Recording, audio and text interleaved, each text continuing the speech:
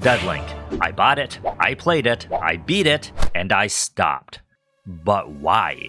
Why would I stop playing after just 12 hours? As a roguelite, it is expected you would put countless more hours into it because after all, the game never really ends. So I didn't stop playing because I got bored of the game. It's like Quake on Adderall, but the classes do need a little more balance and polish in my opinion. The Hunter is kinda fun, but the overall kit kinda sucks. Engineer is a bit brain dead, and the rifle honestly does not feel good to play. It's like shooting a flaccid Nerf gun, and the Juggernaut is slow and clunky and just not my style. So that leaves the Soldier, which is the default class. I think this one is the most polished combat shell to play with, so it ultimately ended up being the one I played with the most, and that's fine. It's hardly a deal breaker for me. Now if I ended up liking none of the classes, that would be different. The roguelike elements are implemented really well. The implants, as they call it, has a really cool system supporting it. There's a ton of customization behind it, and it's really unique the way each one is equipped to a different trigger. My gripe though is that a bunch of these implants really suck. Standing next to a garbage can for more damage isn't fun. Small damage boost to elements doesn't wow me. I'm sure they provide good damage buffs and whatever else, but they are just not exciting. It is expected though to have a handful of garbage power-ups to balance it out with the actual good ones. Now surprisingly, I have no issues with the progression system. I really love roguelites with permanent stat buffs and unlockable skills and perks and whatever else worked into the meta progression. I feel that it gives you something to strive towards and grants you that sense of accomplishment when you unlock stuff even though you just got completely stomped on.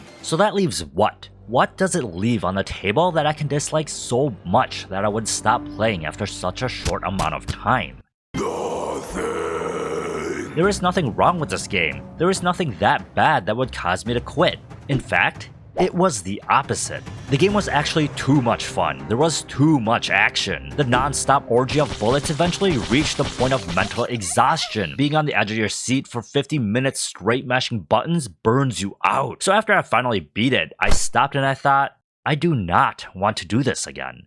Which is kind of the opposite of what you should be thinking when you finish a run in a roguelike. So maybe Deadlink is too intense for me. It is a really good game and I honestly love a lot of things about it, but I want to sit back and relax when I play, and Deadlink didn't really allow me to do that. So I hopped back on Steam and I got Wildfrost. I don't think this game could be more on the opposite end of the spectrum from Deadlink, but if you are going to make me choose, I would rather play Wildfrost, which I did. I put well over 30 hours in it pretty quickly. Wildfrost is a beautifully packaged experience. There are plenty of fun mechanics to play with, a decent variety of cards, and a vibe that really ties everything together. I cannot get over how derpy these characters look, but the game is easy to learn, really fun to play, and super freaking chill. Literally. If you like deck builders or you're interested in deck builders, then just give it a shot. There are always tooltips available and literally zero urgency to do anything. You can sit back, sip your blackest of teas, and debate on which cards you're going to sacrifice to this dude hitting for an ungodly amount of damage. By the way, it doesn't matter because he's going to kill your entire team. Now I do wish there were more tribes to play with and just a few more unlockable items. I think the progression could use a little more, but at the same time I do understand why it was so limited. You can't really add permanent buffs or passives because it could dramatically shift the balance of the game towards the player. It sounds nice, but I think the huge challenge is part of what makes it really fun. Some of the bosses are really daunting at first, but eventually you will find some crazy combo and synergy that let you crap on everything. And the satisfaction that comes from being able to save yourself from the brink of extinction with a lucky draw or a big brain play,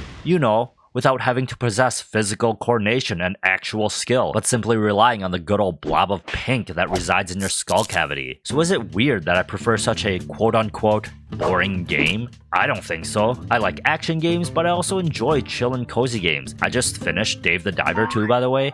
That game is freaking awesome. So if you think my taste is odd, then check out this video here where I played and ranked the 7 best roguelikes according to YouTubers, or whatever this other video is that YouTube thinks you might like.